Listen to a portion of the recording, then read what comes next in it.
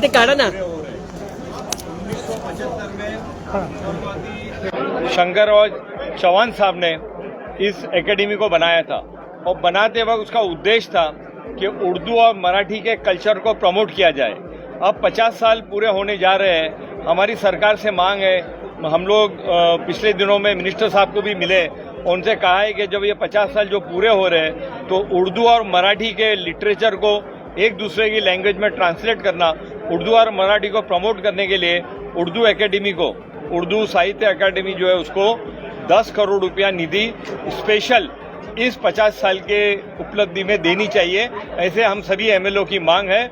हमको उम्मीद है कि सरकार उर्दू साहित्य अकादमी को 10 करोड़ रुपया देके उर्दू और मराठी के प्रमोशन के काम करने के लिए इस गोल्डन जुबली अवसर पर, इस स्वर्ण महोत्सव पे ये 10 करोड़ रुपया देंगी। अभी मौजूदा सरकार का क्या स्टैंड है इस बारे में बताइए।